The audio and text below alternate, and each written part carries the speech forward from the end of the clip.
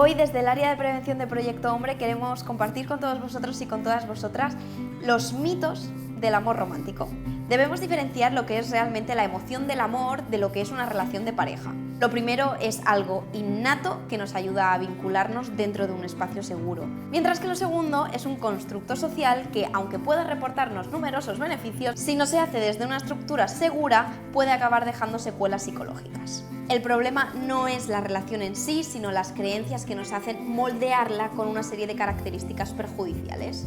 Y esto tan perjudicial son los mitos del amor romántico, lo que nos hemos transmitido socialmente y que parece marcarnos en cuanto a más pasional es una relación, más feliz acabará siendo. Conceptos como los celos o la media naranja no siempre se basan en la emoción real del amor, pero sí se unen socialmente a lo que es de verdad estar en pareja. Uno de los mitos más comunes del amor romántico son los celos. Asociamos sentir celos con que nos importe una persona y con quererla o que nos quieran. Sin embargo, los celos no son sinónimo de amor.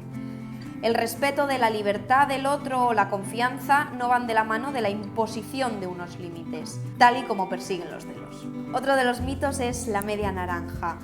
Es uno de los mitos que más claramente estamos eliminando a nivel social, ya que son muchas las personas actualmente que defienden que no son la mitad de otra, que no están incompletas y que ellas mismas son un todo perfecto. La creencia de este mito nos empuja a buscar desesperadamente a otra persona que nos complemente.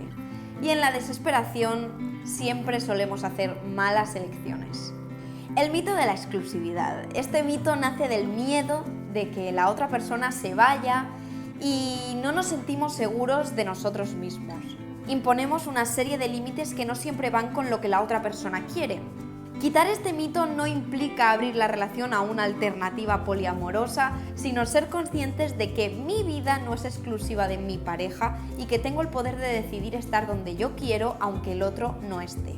Otro de los mitos es el de el amor todo lo puede.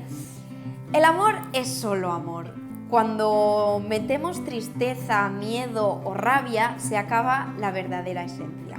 Justificamos la lucha con que el amor está diseñado para poderlo todo, como la distancia, por ejemplo. Sin embargo, el amor no tiene que escalar montañas para que sea auténtico si una de las dos partes no quiere hacerlo. Y por último vamos a hablar del mito de que los polos opuestos se atraen. Que las personas diferentes a nosotros nos llaman la atención es indiscutible. Sin embargo, esto no siempre es sano. Me puedo vincular a un opuesto por un vacío que siento, por algo que a mí me falta y quiero que el otro se ocupe de ello. Me atrae el opuesto por la promesa de que me llenará, pero con la certeza de que diferentes incompatibilidades me acabarán dañando. Una relación basada en afinidades me traerá muchos más beneficios aunque tenga yo que ocuparme de mis vacíos. Aunque realmente solo hayamos hablado de 5 mitos del amor romántico, existen otros muchos que siguen enterrados en el inconsciente colectivo. Desmitificar el amor implica bajarlo del pedestal donde lo habíamos colocado y hacerlo más terrenal, aunque esto parezca quitarle cierta magia a corto plazo.